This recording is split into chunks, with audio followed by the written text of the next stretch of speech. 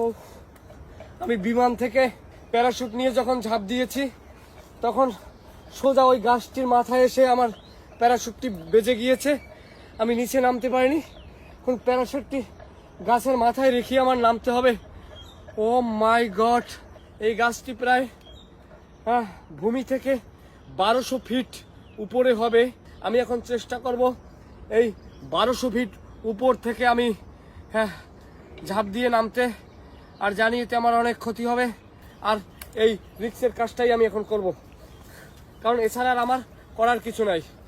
সবাই দোয়া করবেন।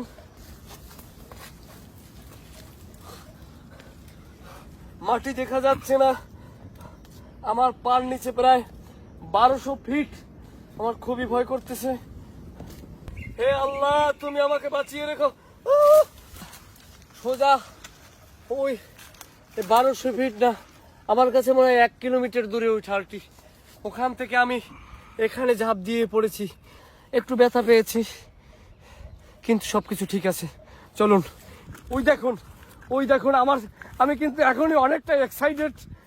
ওই দেখুন, প্রায় কয়েক লক্ষ জেব্রা দেখুন, কয়েক লক্ষ জেব্রা ওখানে ঘাস খায়। ওরা মনে হয় ভাতও খায়, কিন্তু ওরা ভাত পাইবে কই? ওরা তো জঙ্গলে থাকে, ভাত দিলে ভাতও খাবে। এই দেন, এই জেব্রার ভিতরে আর একটা হরিণটি দেখুন। আমি হরিণটিকে ধরার চেষ্টা করব। দুষ্ট পালিয়ে গেল। আসলে ওরা খুবই দ্রুতগামীর, হয়তো ওদেরকে ধরা যায় না। আমি যদি আরো আপনাদেরকে দেখাই, এই দেখুন কত সুন্দর একটি প্রাণের কয়েক কোটি, দেখছেন কয়েক কোটি কিন্তু প্রাণের সন্ধান আমরা পেয়ে গেলাম। আর একটু আগে যে আমরা আকাশ পর্বতমালায় যে জায়গায় আমরা প্রথমে আপনাদেরকে দেখিয়েছিলাম, যেটা পৃথিবীর দুর্গম, ওখানে কিন্তু একটু পিড়েও নাই, দেখছেন। আর এখানে কত প্রাণ, কোটি কোটি প্রাণ। এই দেখুন, এই দেখুন জেব্রা, এই দেখুন জেব্রা। সরি, এটার নাম হবে যে কি, এটার নামটা জানি কি, আরে ভুলে গেলাম কা। ও, এটার নাম হইলে যাইয়া জিরাফ। এই জিরাফ, এই দেখুন কত বড় লম্বা তার ঠ্যাং, লম্বা তার গলা।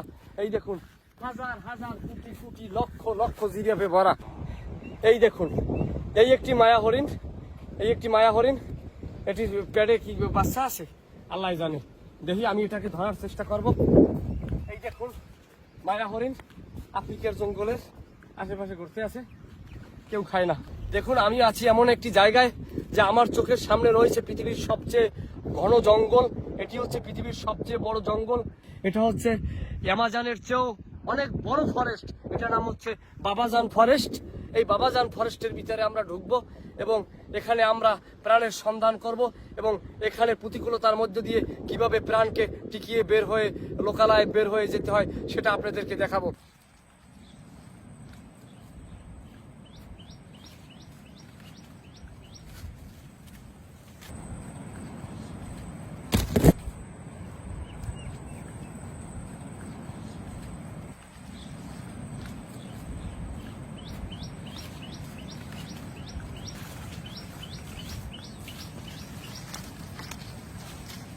আমার সাথে আসুন, আমি আপনাদেরকে এমন একটি জিনিস দেখাবো আপনারা হয়তো জীবনেও দেখেন নাই। আরেকটু সামনে আসুন। এই দেখুন, এখানে কিন্তু ভয়ানক অনেক কিছুই থাকতে পারে যা আপনার জীবনকে তাৎক্ষণিক কেড়ে নিতে পারে। তাই চারদিকে চোখ কান খোলা রেখে কিন্তু আমাদের আগাতে হবে। আমার হাতে দেখছেন এটা কি, এটার নাম কি? এটার নাম হইলো কয়েল। এই কয়েলটা এখানে নিয়ে আসার একটা কারণ আছে, কারণ এখানে গত বছরের ডিসেম্বরে এই জঙ্গলে 3 জন অভিযাত্রী এসেছিল।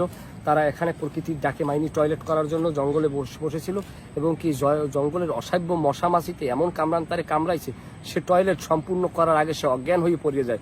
কিন্তু তাকে 6 মাস কমায় রাখতে হয়েছে, এখন পর্যন্ত তার জ্ঞান ফেরে নাই। যে কারণে আমরা রিক্সে যাব না। আর আমি দেখাবো এই প্রতিকূল পরিবেশে প্রাকৃতিক ডাকে সারা দিয়ে কিভাবে বের হয়ে যেতে হয়। এই কারণে আমি পাশে এই কয়েল জ্বালাইয়া আমি এখন টয়লেট সম্পূর্ণ করব। এই দেখুন, এই রইলে স্টান, রইলে কেররা গাছের ফুলা। কারণ এখানে সবচেয়ে বড় ভয়ের বিষয় হচ্ছে বাঘ ভাল্লুক পাতে সিরগালেরা আসতে পারে। আর কয়েলের ধোঁয়াটায় যেটা করবে, কয়েলের গন্ধটায়, সেই গন্ধটাকে আসলে মেরে দেবে। মানে বাপের উপরে বাপ, মানে গন্ধের উপরে গন্ধ, ওভারট্রাম। অনেকে এখন বলবেন ভাই কাজ তো সম্পূর্ণ করলেন, পানি খরচা করবেন না দাদে? না, আমি পানি খরচা করব না, কারণ এমন এমন প্রতিকূল পরিবেশে এসে আপনি কার্য সম্পাদন করার পরে পানি খরচা করার বিষয়টি কোনোভাবে মাথায় আনবেন না। আমি আবার স্বাভাবিক হয়ে যেতে পারবো। আধা ঘন্টা একটু কষ্ট হবে, তবু মানিয়ে নিতে হবে। মানিয়ে নেওয়ার নামটাই হচ্ছে আসল সারভাইভ। চলুন।